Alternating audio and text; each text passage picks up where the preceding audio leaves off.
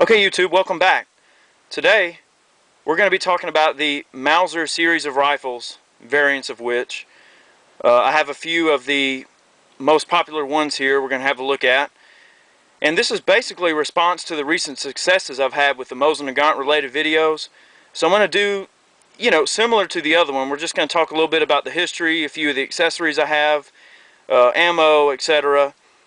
And hopefully this is going to be fun. So we're going to move on. Okay, YouTube, I have here a few examples of a Mauser rifle. The one on top is a 1940 243 coated Mauser, wartime production. We're going to look at them a little bit closer. By the way, this is one of Chad's stock jobs. In case if any of you have followed any of the stock refinishing videos. The bottom one is a all-milled M48 Yugo Mauser with a wide arc bolt. I'll explain more of that in a minute. It's the Yugo crest. Not bad, I guess. Tangent sights adjustable to 2,000 meters. Okay. It's got the hood on the front. The Mauser rifle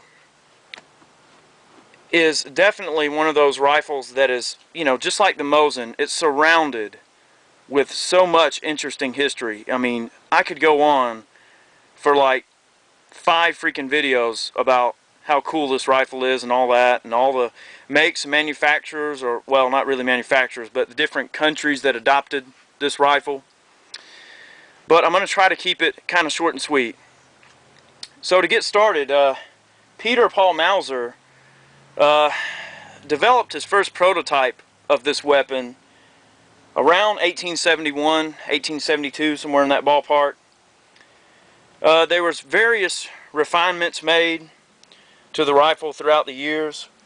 They were adopted by the Argentines in the form of the 7.65 Argentine Mauser, the Argentine model 91. In 1893, the Spanish adopted the Mauser in the form of the model 1893. And with the 1893, the Spanish kicked our butts on San Juan Hill. Okay? Our guys were armed with 30-40 Craig rifles and carbines. They were armed with the 45-70 trapdoor rifles, and whereby the maximum range of the Craig was equal to that of the Spanish 1893. The 1893 could be reloaded much quicker with the stripper clip, which I'm going to show you guys how to do that in a minute. And pretty much, our doughboys had their asses handed to them on San Juan Hill, I'm sorry. But, through learning from that mistake, is how we eventually adopted the model 1903 Springfield rifle.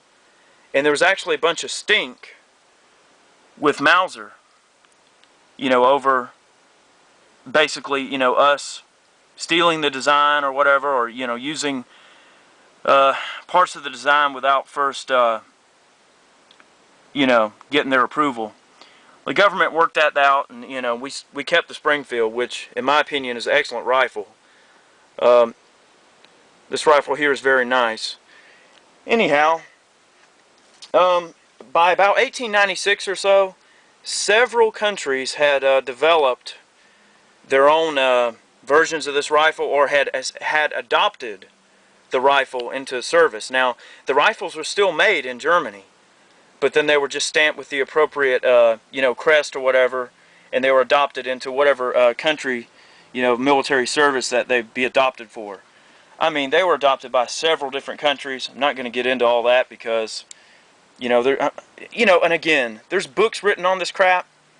So this is just kind of crash course, just simple Mauser history. Just, if nobody's ever, dabbled with these rifles, this is just important stuff to know.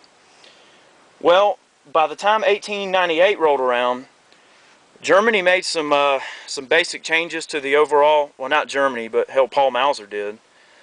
Made some basic revisions to the overall design.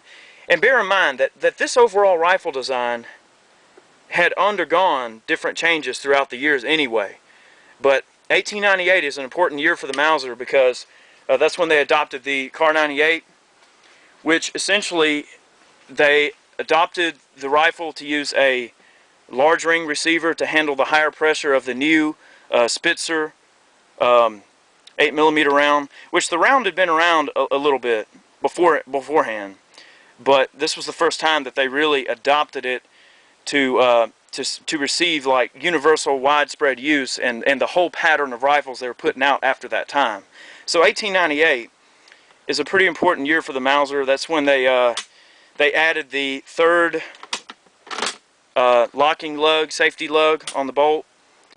I don't know how well you can see that, but you see that third locking lug recess in the receiver? That's where the third locking lug, and this bolt right here, locks in. That gives the Mauser rifle extra amount of safety. The feeding system, the double stack integral 5-round magazine was added, which gave the rifle incredible amounts of, essentially made the rifle a lot smoother. Plus they introduced, if I'm not mistaken, correct me people if I'm wrong, if any of you know better, but I believe 1898 was when they introduced the controlled feed into the design. So controlled feed, fast loading with the stripper clips, integral 5-round double stack box magazine, traditional tangent V-notch inverted sights. Gave the rifle just a quick profile, easier to point, easier to manipulate. Now the version you see before you is often mistaken as a Kar 98, but it's actually a Kar 98K, which is a Kar 98 cut down to what they consider to be carbine length. So this is actually a second refinement on the Kar 98 design. This rifle design was accepted by the Wehrmacht in 1935, okay? So that's kind of a quick, short and sweet Mauser history. Let's have a look at some of the accessories. And I realize that this video is probably going to end up being part 1. We're going to move on, and part 2 is going to be about the accessories and the ammunition, and we're going to talk about some of the reloading components.